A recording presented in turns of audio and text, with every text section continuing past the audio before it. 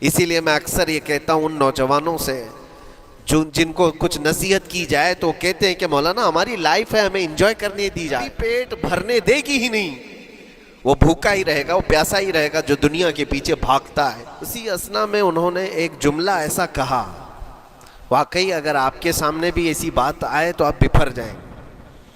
شیخ محی الدین ابن عربی کہتے ہیں، اے لوگوں جو تم سب یہاں میرے پاس بیٹھے ہو، تمہارا خدا میرے پاؤں کے نیچے ہوتا ہے۔ ملت اسلامی، السلام علیکم ورحمۃ اللہ وبرکاتہ۔ رب ذوالجلال قرآن عظیم میں یوں ارشاد فرماتا ہے، اے رسول کیا آپ نے نہیں دیکھا ان لوگوں کو جنہوں نے اپنی خواہشات کو اپنا خدا بنا لیا ہے، اپنی خواہشات کو اپنا معبود بنا لیا ہے، جو وہ چاہتے ہیں اسی کے پیچھے بھاگتے ہیں، اس کی عبادت کرتے ہیں۔ اور اللہ تعالیٰ فرماتا ہے، اے نبی کیا آپ ایسوں کی سفارش کریں گے اور ایسوں کے آپ وکیل بنیں گے جو اپنے خواہشات کے پجاری ہیں؟ اور اللہ فرماتا ہے ان میں سے تو اکثر ایسے ہیں کہ انہیں عقل نہیں ہے، وہ جانوروں سے بھی بدتر ہیں، جو اپنے خواہشات کے پیچھے بھاگ رہے ہیں۔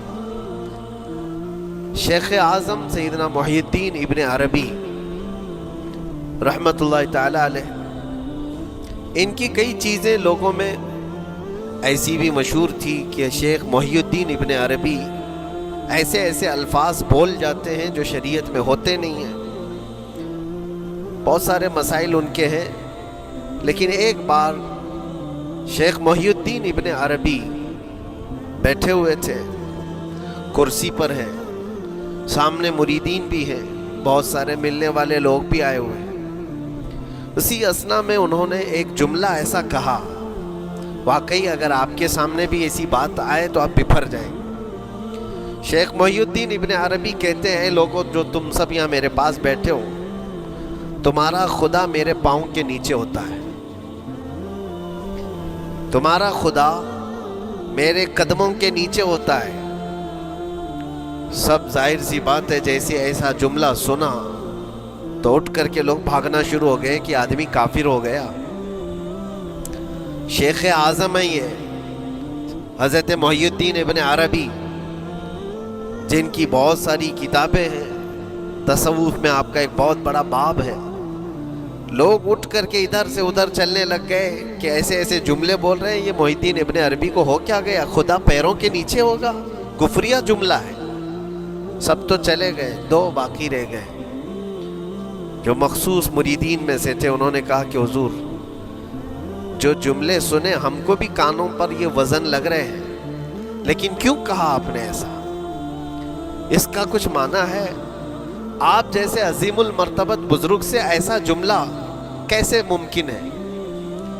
انہوں نے فرمایا کہ ان سب کو بھی تو یہ پوچھنا چاہیے تھا میرے بولنے کا مطلب کیا ہے، فوراً بدگمانی کیا اور بھاگ گئے۔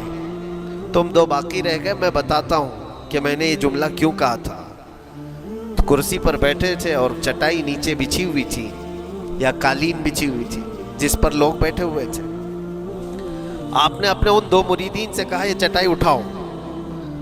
چٹائی اٹھائی تو دیکھا وہاں پر سونے کے چاندی کے سب سکے رکھے ہوئے تھے جو شیخ محی الدین ابن عربی کے پیروں کے نیچے تھے۔ کہا وہ جتنے آئے تھے وہ اسی کی عبادت کرتے تھے، اس لیے میں نے کہا کہ تمہارا خدا میرے پاؤں کے نیچے ہوتا ہے، وہ خواہشات کے پجاری ہیں۔ میں نے اللہ نہیں کہا، اللہ رب العزت وہ قادر مطلق ہے۔ میں نے کہا جس کی تم عبادت کرتے ہو، جس کو تم خدا بنائے رکھے ہو، وہ میرے پیروں کے نیچے ہوتا ہے۔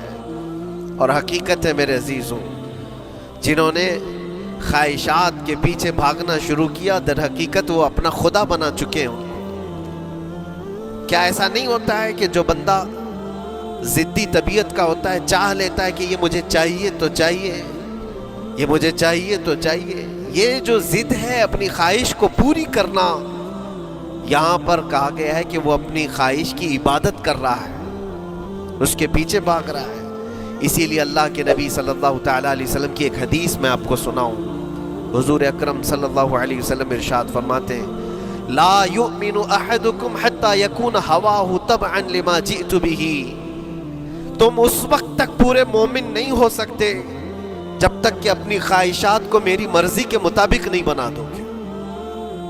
حضور کے قدموں میں لا کر اپنی ہر خواہش کو قربان کرنا ہو، یہ نہیں کہ میری چاہت تو ایسی ہے، میں خواہش ایسی رکھتا ہوں لیکن شریعت ایسا کہتی ہے، یہ جب ٹکراؤ آیا تو سمجھ لو کہ تمہارے اندر ایمان آیا ہی نہیں ہے، تم مومن نہیں ہو۔ مومن وہ ہے جہاں دنیا کی ساری خواہشات وہ حضور کے قدموں پر قربان کر دیتا ہے، اس کی اپنی کوئی خواہش نہیں ہوتی۔ اسی لیے میں اکثر یہ کہتا ہوں ان نوجوانوں سے جن کو کچھ نصیحت کی جائے تو وہ کہتے ہیں کہ مولانا ہماری لائف ہے، ہمیں انجوائے کرنے دی جائے، کہ ابھی تو ہماری لائف ہے، ہماری اپنی لائف کو ہمیں انجوائے کرنے دیا جائے۔ نادان، کس نے کہا کہ تیری اپنی لائف ہے؟ تیری لائف ہے کہاں؟ زندگی یہ نہیں کسی کی کسی کے لیے، زندگی ہے نبی کی نبی کے لیے، اور نہ سمجھ مرتے ہیں زندگی کے لیے، ارے جینا مرنا ہے سب کچھ نبی کے لیے۔ جو خواہشات کو لا کر کے حضور کے قدموں پر رکھ دیتا ہے تو پھر وہ کہتا ہے میرے عزیزوں، وہ پھر آ کر کے یہ کہتا ہے اپنی خواہشات، اپنی طبیعت جہاں سب مر جاتی ہے آدمی کی، اس کی اپنی کچھ نہیں ہوتی، تب اس مومن کی زبان سے یہ نکلتا ہے یا رسول اللہ زمین و زمان تمہارے لیے، مکین و مکان تمہارے لیے، چنین و چنا تمہارے لیے، بنے تو جہاں تمہارے لیے، ہم آئے یہاں تمہارے لیے، اٹھے بھی وہاں حضور کے لیے۔ اس کا اپنا کچھ نہیں ہوتا، اپنی خواہش ہوگی تو میں کرتا رہے گا، اور جتنی خواہشات کے پیچھے بھاگتا رہے گا دنیا اس کا پیچھا کبھی نہیں چھوڑتی، اور نہ ہی دنیا اس کو کبھی سیراب ہونے دے گی، کبھی پیٹ بھرنے دے گی ہی نہیں، وہ بھوکا ہی رہے گا، وہ پیاسا ہی رہے گا جو دنیا کے پیچھے بھاگتا ہے۔